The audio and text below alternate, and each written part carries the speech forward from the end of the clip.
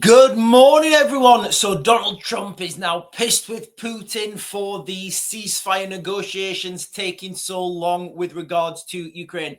Listen, I don't want to sit here and say I told you so, but I did say I've probably done like 3 or 4 videos saying exactly what is going to happen. I'll link a couple of them at the end of this video or down below in the description. But let's just recap what I like months and months and months ago when Donald Trump was coming out and he was saying, I'm going to end this war within 24 hours. The 24 hours, I'll end it with one phone call. I was like, right, okay, I love you, Donald. You're a fantastic guy. You've got fantastic hair. Your timing, your articulation is absolutely perfect, but you ain't ended nothing in 24 hours. When these, when I was getting a lot of comments saying, oh, Sean, Donald Trump's wanting peace. It's going to happen. It's going to happen. I was like, guys, look, the situation on the ground will dictate the political movements. If the Russians are moving forwards every day, they're not going to want to enter a ceasefire negotiation. You only enter a ceasefire negotiation when there's an impasse. There isn't an impasse at the moment in Ukraine. I will go on to the share screen right now, guys, and show you the situation, I guess the tactical situation on the ground right now in Ukraine. So where are we? Let's close that down. Right, so this is Ukraine, obviously.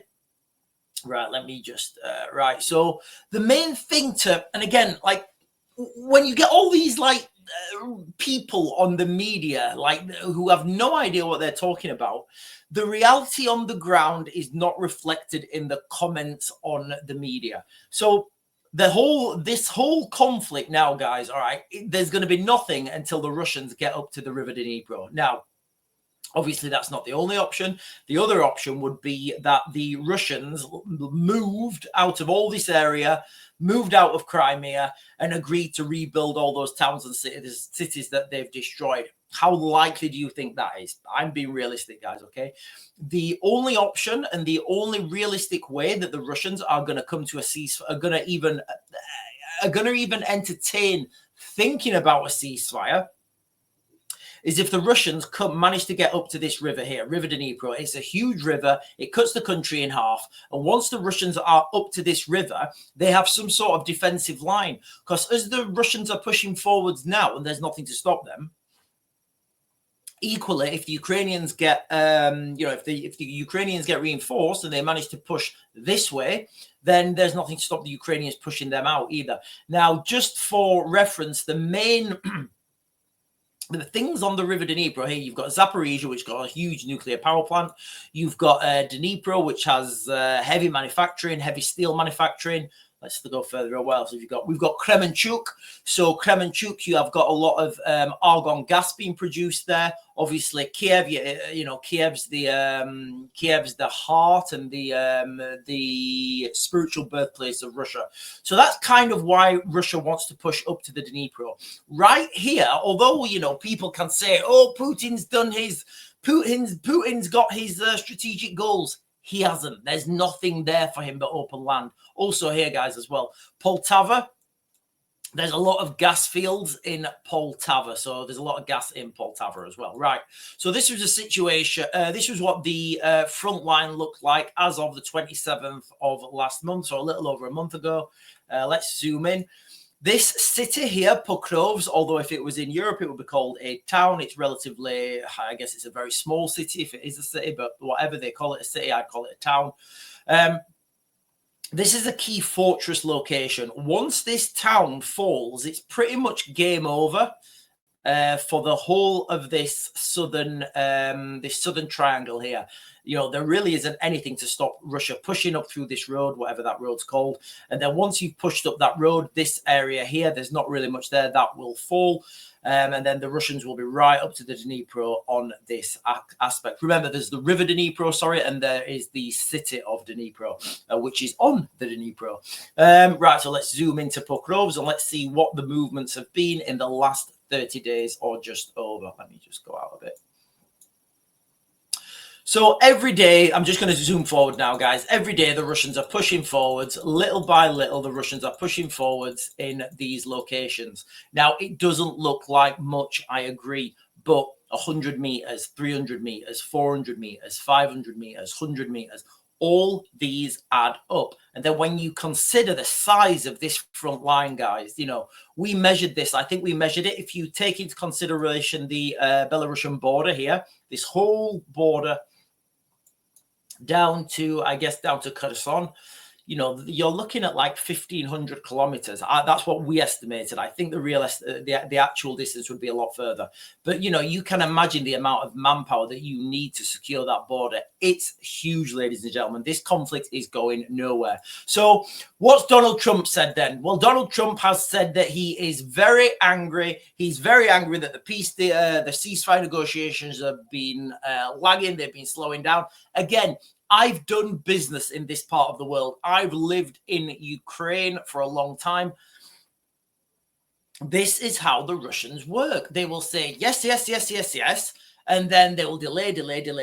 Oh, yes, we're going to have that meeting. No, I want a ceasefire. I want to come to a ceasefire negotiation. I want the fighting to stop. We want this as much as you. I can't get in until Friday. No, I can't get in until Friday. Friday comes. Right, yeah. Well, this Friday. No. I actually meant next Friday. It's your fault for thinking it was this Friday. Right, okay, next Friday. Definitely next Friday. Yeah, next Friday. Right, okay. Right, can you get in for this meeting? No. The Ukrainians have bombed our, they bombed our rail line. We can't get in. We've got to repair it. We'll be there next Friday. Oh, it's they're just delaying things. The Russians, my opinion, my speculation and my analysis, and I've been right pretty much the whole of this conflict.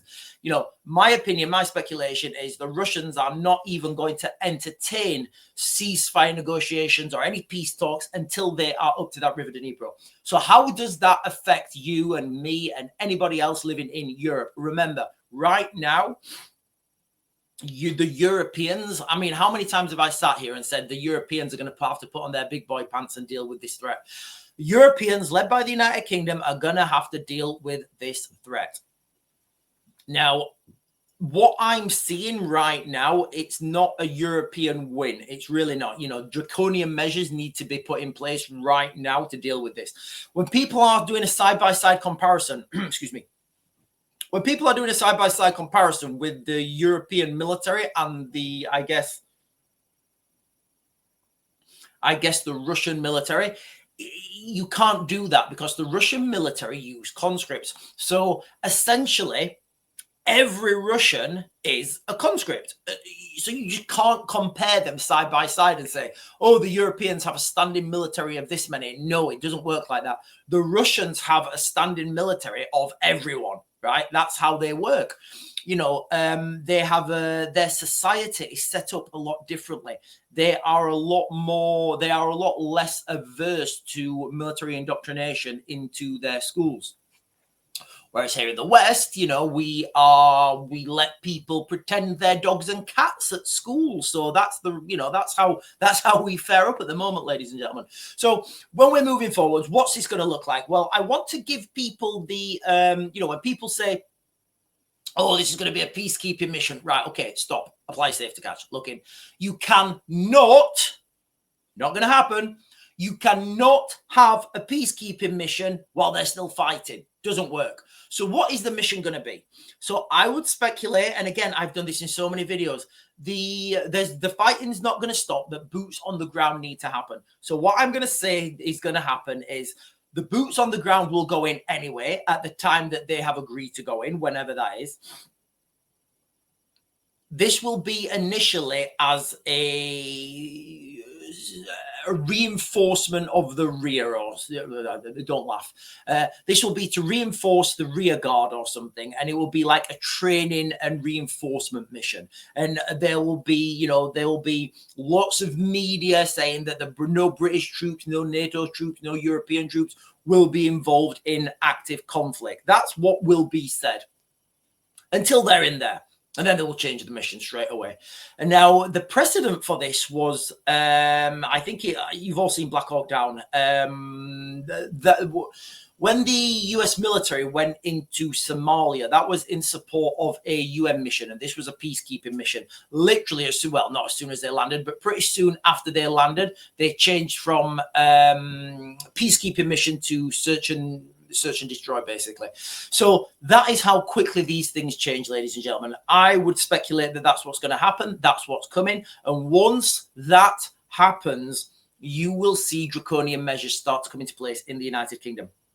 We're already starting to see these things happen. We're already starting to see this, this de facto push towards the military, whereby what was her name? Liz, I can't remember her name. She basically said young people shouldn't be claiming benefits. They should be joining the military. And listen, I joined the military at 16 and I do not look back. And if I had my time again, I would absolutely do that. But I understand as well, some of the kids I went to school with, they were not. No, I would rather not have them with me. Listen, ladies and gentlemen, okay, the crux of this video, Trump is now angry because, like, Putin's doing exactly what I said he would do. These things are so predictable.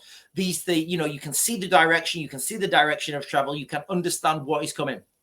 If you live in the United Kingdom right now, this is going to affect each and every one of us in some sort of way, whether that's because the fuel prices are going to go up, whether that's because your diesel car can't get diesel anymore because all the diesels had to go to the military, whether we are on rationing books. And again, I'm not convinced that that's going to happen. But, I've said these things are coming. Remember, the main threat to the United Kingdom is the asymmetric threat. It's the threat from sabotage. And we're seeing this already. We're seeing things like, substations at Gatwick Airport being set, going up in flames. What happened to that? I don't know. Where's the investigation? I don't know. It just seems to be brushed under the carpet. BAE Systems in, where was it? BAE Systems in, I think, North Yorkshire. That got set on fire for some reason, and they blamed it on faulty equipment. Storage depots getting set on fire. These things are what you would see as part of asymmetric warfare, non-conventional warfare. And again, I've said this many times, there's going to have to be a new name, a new concept for this, because it's not particularly either one of those. Anyway, ladies and gentlemen, I'm going back to grid and I'll get you guys another video later.